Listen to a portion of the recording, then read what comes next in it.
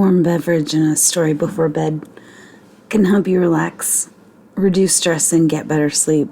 My name is Tricia Sulpizio, and I'm your host for Tea and Bedtime Stories. It's a podcast for anyone who enjoys a good book. In this episode, I'll be reading Chapter 1 of A Farewell to Arms, a novel by Ernest Hemingway. It was published in 1929, but it's set in 1918 during World War I in the Italian Alps. The novel is separated into 5 books, the first of which covers chapters 1 through 12. After reading this chapter, I'll follow up with a brief commentary. Okay, so let's begin with Book 1, Chapter 1 of A Farewell to Arms. In the late summer of that year, we lived in a house in a village that looked across the river and the plain to the mountains. In the bed of the river, there were pebbles and boulders, dry and white in the sun, and the water was clear and swiftly moving and blue in the channels. Troops went by the house and down the road, and the dust they raised powdered the leaves of the trees. The trunks of the trees, too, were dusty, and the leaves fell early that year. We saw the troops marching along the road and the dust rising, and leaves stirred by the breeze falling, and the soldiers marching, and afterwards the road bare and white except for the leaves. The plain was rich with crops. There were many orchards of fruit trees, and beyond the plain the mountains were brown and bare. There was fighting in the mountains, and at night we could see the flashes from the artillery. In the dark it was like summer lightning, but the lights were cool, and there was not the feeling of a storm coming. Sometimes in the dark we heard the troops marching under the window, and guns going past pulled by motor tractors. There was much traffic at night, and many mules on the road with boxes of ammunition on each side of their pack saddles, and gray motor trucks that carried men, and other trucks with loads covered with canvas that moved slower in the traffic. There were big guns, too, that passed in the day, drawn by tractors. The long barrels of the guns covered with green branches and green leafy branches and vines laid over the tractors. To the north, we could look across the valley and see a forest of chestnut trees, and behind it another mountain on this side of the river. There was fighting for that mountain too, but it was not successful, and in the fall when the rains came, the leaves all fell from the chestnut trees, and the branches were bare and the trunks black with rain. The vineyards were thin and bare branched too, and all the country wet and brown and dead with autumn. There were mists over the river and clouds on the mountain, and the trucks splashed mud on the road, and the troops were muddy and wet in their capes. Their rifles were wet, and under their capes, the 2 leather cartridge boxes on the front of the belts, gray leather boxes heavy with the packs of clips of thin, long 6.5mm cartridges, bulged forward under the capes so that the men passing on the road marched as though they were 6 months gone with child. There were small gray motor cars that passed going very fast. Usually there was an officer on the seat with the driver and more officers in the back seat. They splashed more mud than the camions, even if one of the officers was in the back, was very small and sitting between 2 generals. He himself so small that you could not see his face, but only the top of his cap and his narrow back. And if the car went especially fast, it was probably the king. He lived in Udine and came out in this way nearly every day to see how things were going, and things went very badly.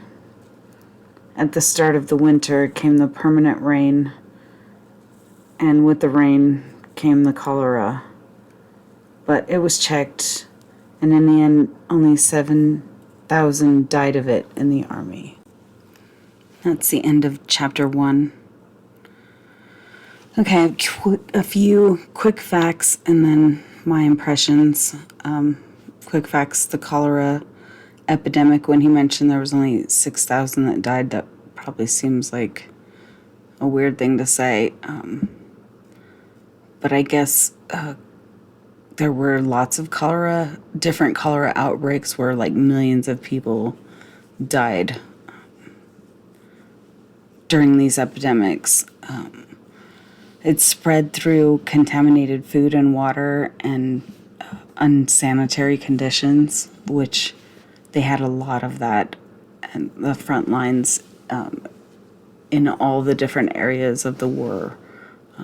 But I imagine it was pretty bad where they were in terms of not having enough clean drinking water or places to, I don't know, get away from the disease. But anyway, 6,000 would be considered a low number for something like that, even though it's tragic.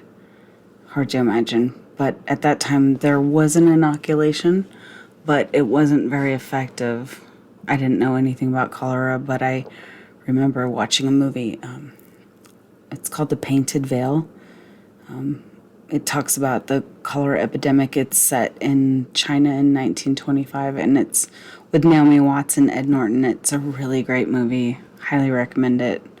But Norton's character is a bacteriologist, and so it kind of shows you what that was like, or gives you a little bit of a picture of it. And it's a beautiful, tragic love story. Again, highly recommend. But the King of Italy that he mentions there, to be honest, I didn't know Italy had a monarchy. I feel really dumb, but it's not something that was mentioned, and he doesn't really mention it except in passing at the end, so obviously he wasn't a significant figure, or maybe that's what he was trying to say, was it wasn't that big of a deal. But it's kind of interesting because there's still not very much information about the king of that time. His name was Vittorio Fernandito, I believe, the third. And you can find little clips of him on YouTube where they're just silent films of him just going around to different places. And one thing that's really striking about his appearance is that he was really small in stature. I am really small too, but he was really small. Compared to everyone else, he's like the literal definition of a short king. And of course, short kings need love too, but I don't know.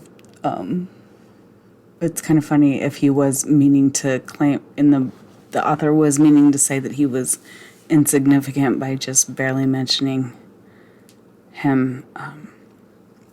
Or if that's a foreshadowing, maybe he'll mention him more later in the text. I don't know. But he was a really short guy. Kind of cute. My impressions of the chapter 1, I don't know. Honestly, if you're anything like me, you might have found it a little bit boring. I don't know. That's why I never finished reading this book when I started it a long time ago. Because I didn't get all the hype around Ernest Hemingway's writing, because I don't think you see a lot of that here. But again, there may be some foreshadowing of other things to come. He does mention the landscape, so it's probably an attempt to try to set up the rest of the novel. He talks about the mountains, the river. Maybe there's some significance in the dust settling and the troop movements. I don't know. If you have any insights, I would love to hear what you have to say. But maybe the seasonal changes, or the weather changes, or the rain that he says brought on the cholera. Maybe that's some sort of a foreshadowing of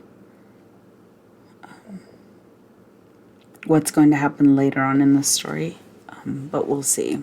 It wasn't a very exciting chapter, but in some ways, the impression I did get is that it feels optimistic. I mean, it's almost as if, he was 18 at the time that he entered into the conflict or the war. And it reads like someone who's somewhat optimistic and maybe doesn't yet understand what horrific things are to come inevitably, because that's how war is, right? They don't call it hell for nothing. But I don't know if it's just his writing style, but it was a little meh. But that's all I have for chapter 1. So in the next episode, I'll continue reading with book 1, chapter 2 of A Farewell to Arms. I look forward to talking to you again soon. Thanks for listening.